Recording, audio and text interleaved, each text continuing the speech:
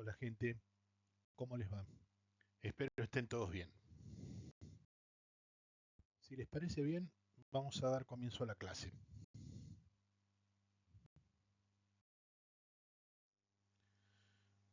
Hoy nos toca hablar de este tema que es la cinemática del trauma.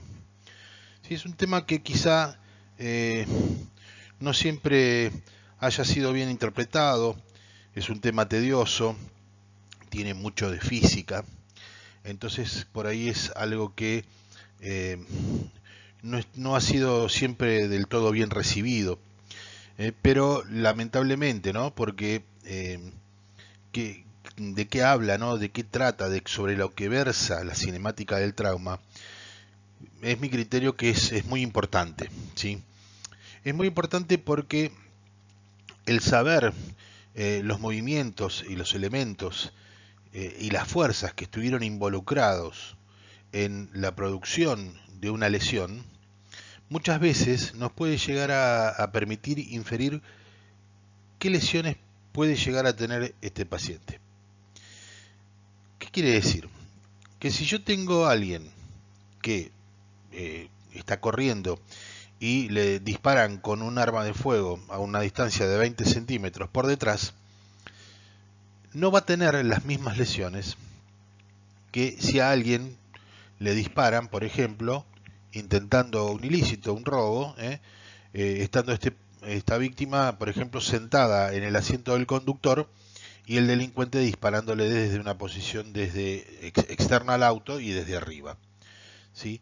La trayectoria de los proyectiles, la distancia de los proyectiles, la velocidad, todo esto que dijimos antes de los movimientos, de las fuerzas obviamente de los factores que estuvieron implicados, de los elementos que estuvieron implicados, muchas veces nos permiten poder ganar un poco de tiempo y, ir sabiendo a priori o infiriendo a priori cuáles son las lesiones que potencialmente podríamos llegar a encontrar y estar preparados para eso, ¿sí?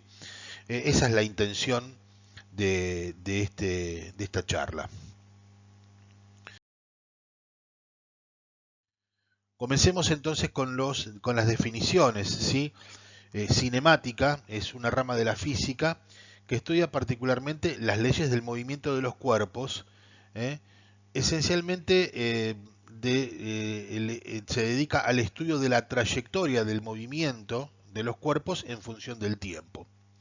En tanto que el trauma, que es un vocablo de origen griego y que significa herida, también es obviamente utilizado como un perjuicio para el inconsciente después que la persona haya vivido un hecho particularmente traumático, ¿sí? Pero en este caso, para lo que es esta charla, nos vamos a referir exclusivamente a lo que significa la herida de una lesión física generada por un agente externo. Entonces, la cinemática del trauma es lo que hablábamos al principio, ¿sí? Es este proceso de analizar un evento traumático, ¿sí? Y determinar las lesiones que potencialmente pueden haber sido provocadas por las fuerzas, los movimientos y los elementos involucrados. Bien, hablemos ahora de lo que son las variables asociadas al evento traumático. Sí, hay dos tipos de variables. Una son las asociadas directamente a la cinemática, ¿sí? Al movimiento y las fuerzas. Es decir, el mecanismo del trauma. ¿Qué fue lo que produjo el trauma? La cantidad de energía que se ha intercambiado. Y esto tiene que ver con las leyes físicas del movimiento. La primera y segunda ley de Newton, la ley de conservación de la energía y la ley o lo que implica a qué se refiere la energía cinética. En tanto que las variables que están asociadas al paciente es si el paciente ha tenido un consumo previo de sustancias, si tiene algún tipo de comorbilidad o cambio anatómico, si tiene sus reservas fisiológicas normales limitadas o al punto de agotarse, la edad del paciente, las patologías intercurrentes que pueda tener y, por ejemplo, en un incidente automovilístico, la ubicación en el vehículo. De más está decirlo, ¿sí? Sabemos que por lo general, quien tiene mayores probabilidades de sufrir lesiones potencialmente críticas es quien va del lado del acompañante. En segundo término, el que conduce, y por último, los que van en el asiento trasero. Hay un axioma que ha determinado A. Mosley, que es un investigador de colisiones de la Universidad de Harvard, y que no es menor lo que dice. Dice, no es la velocidad lo que mata, sino la detención súbita. Obviamente, a mayor velocidad, más brusca será la detención súbita y mayor es la potencialidad de lesiones. Pero tenemos que tener en cuenta no la velocidad, sino la detención brusca y súbita del cuerpo, en este caso de la víctima, que se encuentra en movimiento. Como por ejemplo en este caso, ¿sí?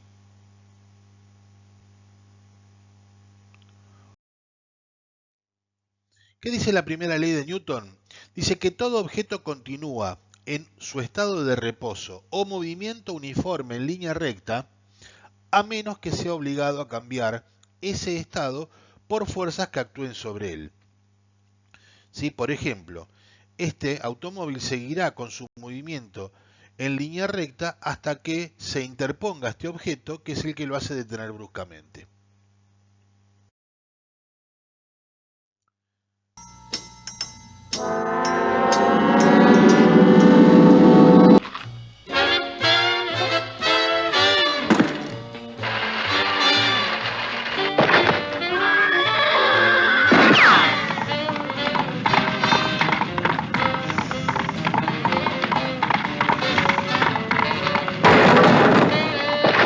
Bien, y en este caso, bueno, en este video de la Pantera Rosa, ¿no? Que se le ocurrió a mi amigo y colega el doctor William Medina, nos permite ver cómo, cómo actuaría el estudio de la cinemática del trauma para poder inferir qué tipo de lesiones podría tener la Pantera.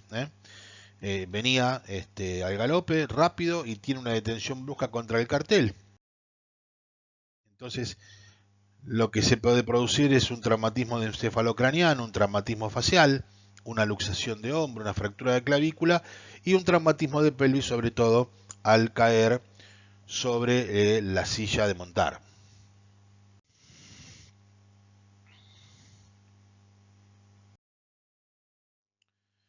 Bien, de acuerdo a las variables directamente asociadas al evento traumático, la segunda ley de Newton dice que la aceleración de un objeto va a ser directamente proporcional a la fuerza neta que actúe sobre él, que va a tener la misma dirección que dicha fuerza y que va a ser inversamente proporcional a la masa del objeto.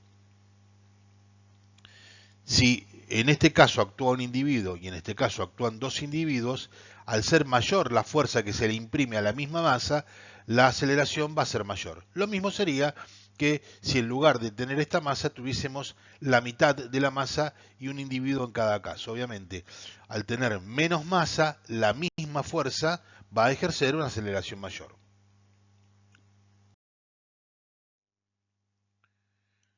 La ley de la conservación de la energía nos dice que la energía no se crea ni se destruye, se transforma.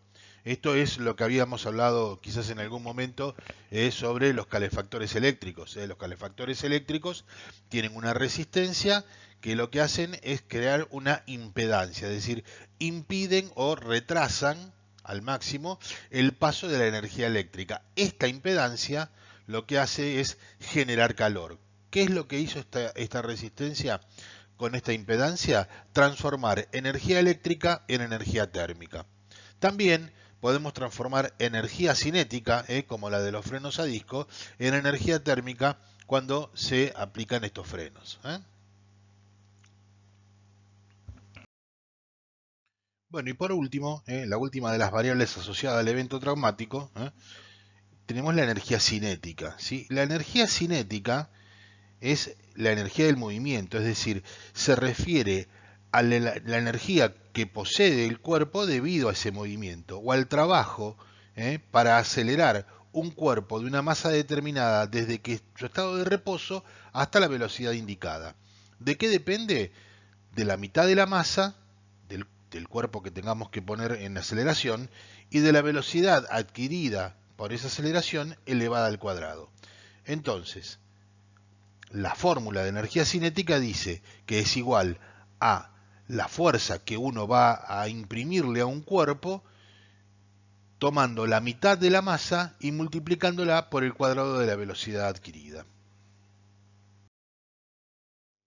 Bien, y ahora dejando de lado los términos físicos, que es la parte más tediosa, más pesada de toda esta charla, algo con lo cual obviamente los que estamos en salud muy bien no nos llevamos, pasemos sí a lo que implica la aplicación de estos conceptos físicos y pasemos ya a la parte más, a la que estamos más acostumbrados, ¿no? Vamos a ver la etiología de los traumatismos, es decir, ¿por qué se producen los traumatismos? En nuestro medio, sí, la etiología más frecuente son los incidentes de tránsito, pero también tenemos bastantes heridas por proyectil de arma de fuego y bastantes por arma blanca. Menos, afortunadamente, caídas de altura y heridas por otros elementos.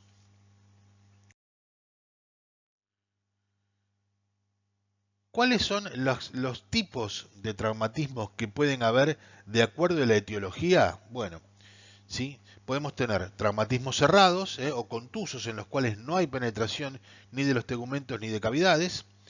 Traumatismos abiertos o penetrantes, obviamente cuando sí hay penetración de las cavidades o los tegumentos.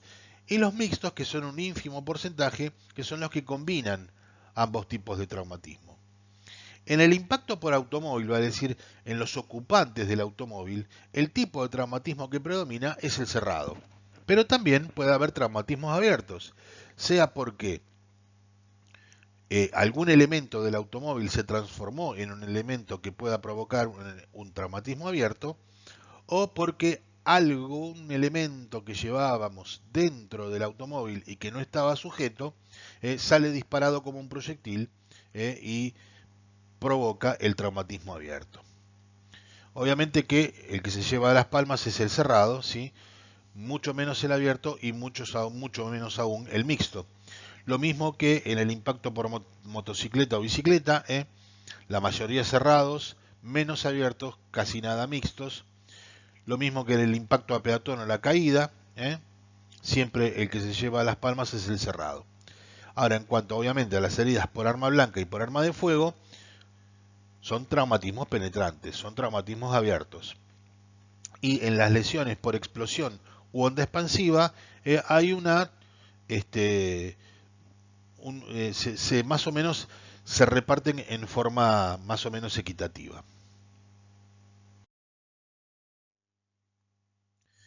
En el traumatismo cerrado, las fuerzas que actúan, ¿sí?, son de tres tipos, de tres clases. Una es la compresión, que es la que provoca aplastamiento y compresión de tejidos y órganos con las lesiones pertinentes, ¿sí? Un segundo tipo de fuerza es el cizallamiento o desaceleración, que esta es la que se presenta en los órganos que están unidos a estructuras fijas y que obviamente sufren distintos movimientos de aceleración y desaceleración o de diferente velocidad de aceleración y desaceleración que el resto de los órganos que los circundan. Y el tercer tipo de fuerza es la sobrepresión, que es la que provoca un rápido y súbito incremento de presión en órganos huecos que tienen contenido aéreo y contenido líquido cuando son compactados entre dos superficies duras, mecanismo que se dio en llamar mecanismo de asa cerrada. Por ejemplo, ¿sí?, la compresión contra el volante, traumatismo cerrado, compresión contra el volante. Cuando hay un impacto frontal, ¿sí?, el tórax y la parte superior del abdomen y obviamente el contenido de ambas cavidades son comprimidos entre el volante y las estructuras óseas que lo rodean. Por ejemplo, columna vertebral, costillas, etc. Esto es lo que puede provocar lesiones del corazón, de los pulmones, del hígado, del vaso, lesiones de las costillas, etc. Si esto es para demostrar el impacto que puede producir, obviamente, ¿sí?, en un vehículo en el cual uno no utilice el cinturón de seguridad y no tenga bolsas de aire, no tenga airbag. Estos viejos volantes que eran de madera, obviamente se dejaron de usar, se prohibieron su uso, porque ante los impactos se rompían y actuaban como elementos penetrantes provocando lesiones gravísimas. Lo mismo que en los vehículos antiguos, que los volantes por ahí se deformaban algo, pero nada, la columna de dirección, la que era la que en última instancia provocaba las lesiones. Hoy en día, no solamente los volantes se deforman con mayor facilidad tratando de minimizar las lesiones, sino que las columnas de dirección son telescópicas, es decir, que ante el traumatismo, ante el golpe, perdón, la colisión, se telescopan una dentro de la otra, entonces disminuye el traumatismo cerrado. Segundo mecanismo es ensayamiento o desaceleración. Cuando existe una detención brusca, el órgano o la estructura cambia de velocidad más o menos rápido que el resto de las estructuras que lo acompañan.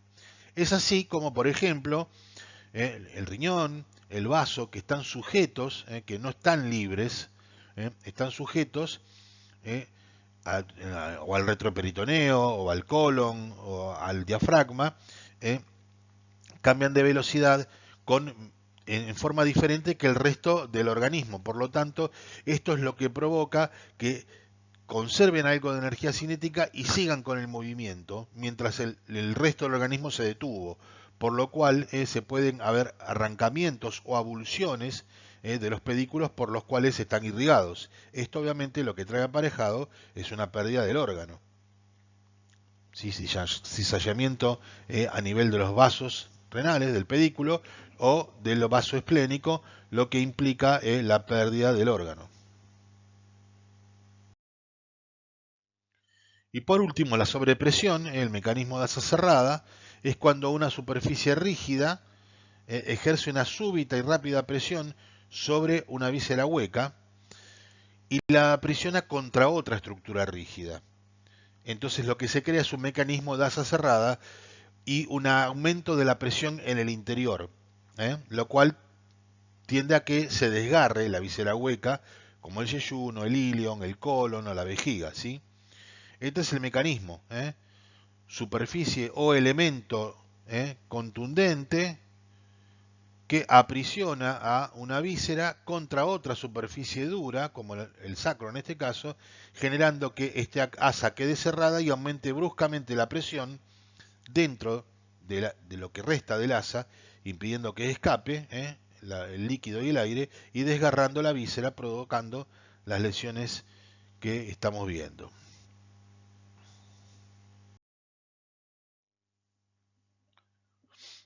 Cuando existe una colisión, los ocupantes del vehículo tienen tres tipos de impacto.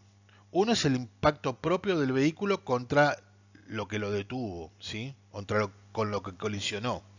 Parte de la energía de esa desaceleración va a ser absorbida por las estructuras del auto, pero parte también va a ser absorbida por los ocupantes del vehículo. El segundo impacto es el impacto del cuerpo de la víctima contra las estructuras rígidas del automóvil, del vehículo. Y el tercero es el impacto del órgano contra las estructuras óseas que lo rodean. Así vemos que en los tipos de colisiones, por ejemplo, en el impacto frontal, si uno ve la mortalidad que ocasiona, es el que más alta mortalidad tiene, alrededor del 60%. En segundo lugar está el impacto lateral, aproximadamente un 35% de mortalidad. El vuelco, aunque parezca mentira, tiene baja mortalidad, aproximadamente un 15%, y la mínima es la del impacto posterior, que genera alrededor de un 5% de mortalidad. En el impacto frontal podemos tener una colisión con un vehículo en movimiento, y en este caso las fuerzas son aditivas porque están directamente opuestas. ¿Sí? Si colisionan dos vehículos, uno a 20 km por hora y otro a 35 km por hora, es lo mismo que si generaran un intercambio de energía al chocar contra algo inmóvil, contra una pared, a 55 km por hora. ¿Por qué?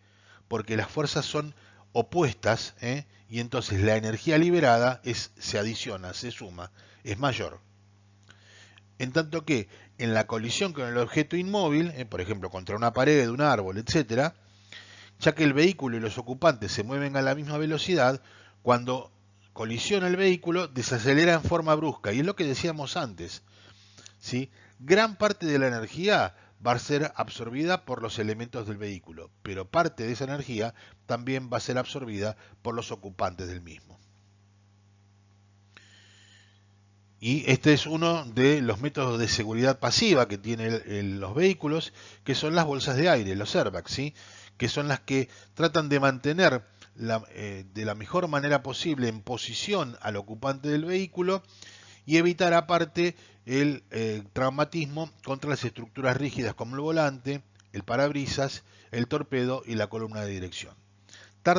Tiene un mecanismo de explosión que detecta la detención brusca, el impacto, y genera la apertura del airbag en aproximadamente 54 milisegundos, es decir, bastante rápido para poder cumplir con su función.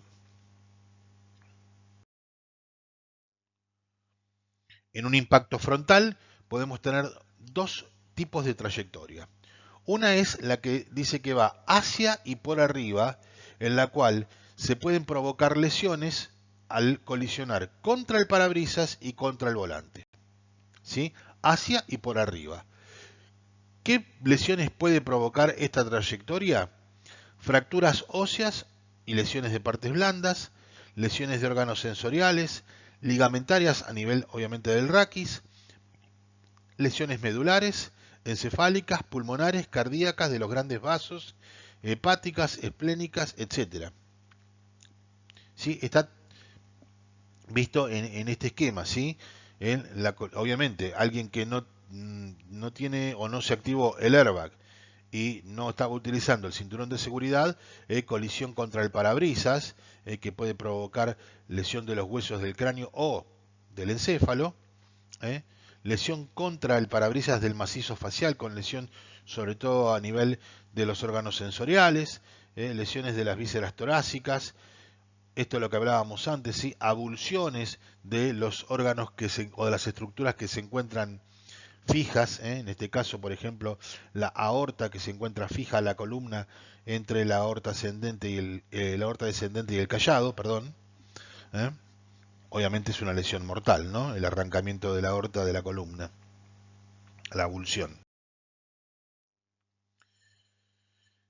Y entonces, las lesiones que podemos encontrar en esta trayectoria hacia y por arriba son fracturas de cráneo, lesiones de los órganos sensoriales, lesiones ligamentarias a nivel del raquis. Recordar que en los chicos, por la mayor elasticidad que tienen los ligamentos, puede existir un gran movimiento, un gran impacto, en el cual incluso si le sacamos una radiografía no tiene ningún tipo de lesión ósea, pero sí lesión medular. Se llama síndrome Siguora, por sus siglas en inglés. Que quiere decir que hay lesiones de la médula espinal sin lesiones óseas o sin anormalidades radiológicas. Bueno, lesiones medulares, como vemos aquí, grave lesión medular. Lesiones encefálicas, hematomas subdurales, extradurales o epidurales, o hematomas intraparenquimatosos. Lesiones pulmonares, cardíacas, de los grandes vasos, esplénicas, hepáticas, de vísceras huecas, de diafragma, etc. En el impacto frontal, la segunda trayectoria es hacia y por debajo, es decir, son las lesiones que ya no están provocadas por el volante ni por el parabrisas, sino de las lesiones a la altura de la pelvis que se provocan por colisión contra la columna de dirección o el torpedo del auto. Luxación de rodilla, de cadera, fractura de fémur, de acetábulo, de pelvis y otro tipo de fracturas. Esta es la trayectoria que vemos en la cinemática, hacia abajo y por debajo, a la altura de la pelvis, columna de dirección y torpedo del automóvil. Y las lesiones entonces luxación de rodilla, luxación de cadera, fractura de fémur, fractura de acetábulo, fractura de pelvis y otro tipo de fracturas, por ejemplo, incluso una fractura expuesta de fémur. Y esto es un impacto frontal. Observen la brutalidad que es el impacto frontal, ¿sí? Por eso es el que provoca la mayor mortalidad.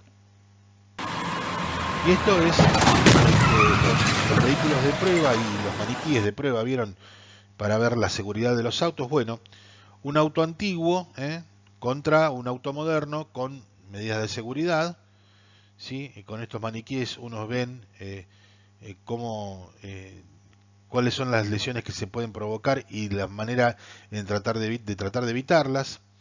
Uno parece que viendo el vehículo antiguo está más protegido porque es más rígido, es más robusto. Bueno, miren lo que le pasa al que está dentro del vehículo, ¿sí? Porque sí, es más robusto, pero toda la energía la absorbe el que va adentro, y vean cómo se deforma todo, golpeando contra el volante e incluso el techo y los laterales. En tanto que con las medidas de seguridad actuales, si bien es cierto que también es alto el impacto, se frena mucho más y queda casi en su posición, gracias al cinturón de seguridad y el airbag, con un habitáculo prácticamente indeformado, ¿sí? Ese habitáculo prácticamente no se deformó, y eso es lo que permite la mayor seguridad, ¿sí? A la hora de una colisión.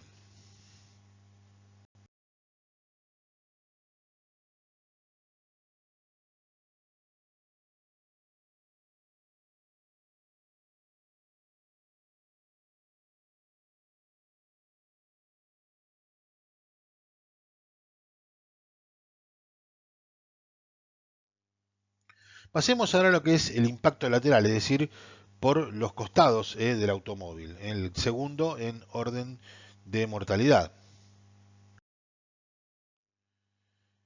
Las lesiones que pueden provocarse en los ocupantes son dependiendo si existe desplazamiento o no de la víctima. Si la víctima no estaba sujeta, puede ser que se desplace, y puede haber diversas angulaciones, tanto del cuello como del tronco. Por lo general en sentido contrario a donde actuó la fuerza, así como vemos acá. ¿eh? Por lo general se desplaza, esta es la fuerza que lo desplaza, por lo general obviamente del lado contralateral a donde se encuentra la víctima, y es la que provoca por sobre todo este tipo de lesión, que es la angulación de la columna cervical.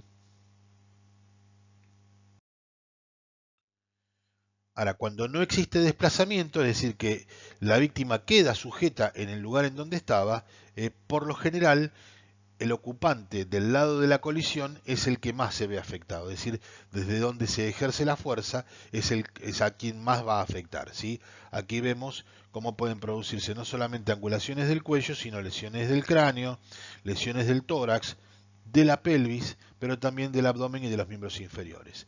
Este tipo de lesiones son los que tratan de evitarse con los airbags laterales y de cortina.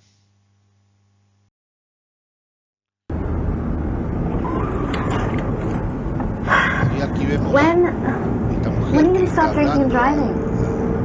After one of your friends gives you a dirty look? Are you going to wait till a cop gives you a warning? Or is it just going to be when you realize finally that losing your license could maybe mean losing your job? Or are you going to have to run through a stop sign? Quizás uno piensa que esto fue provocado porque habló tanto que lo distrajo. No, en realidad es una propaganda para evitar que la gente maneje bajo la influencia del alcohol, que realmente es la que lo distrajo y la que le impidió tener una buena visión y ver que un vehículo se acercaba por la derecha. Como antes, colisión lateral entre vehículos de prueba con los maniquíes de prueba, que nos van a permitir ver los movimientos que se generan también cómo se trata de generar habitáculos que se deformen cada vez menos, con refuerzos, con los refuerzos pertinentes y con los airbags, con cada vez más bolsas de aire, que son los que permiten mantener a los ocupantes en su lugar y evitar daños, gracias a interpretar la cinemática del trauma.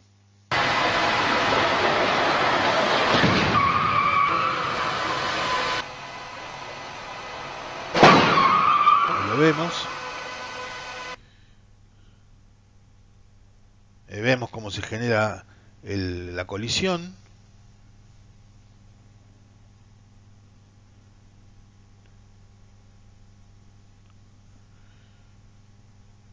Y visto desde el interior, la angulación, pero cómo queda sostenido en su lugar también con los airbags de cortina, tanto el conductor como el acompañante, y los airbags laterales.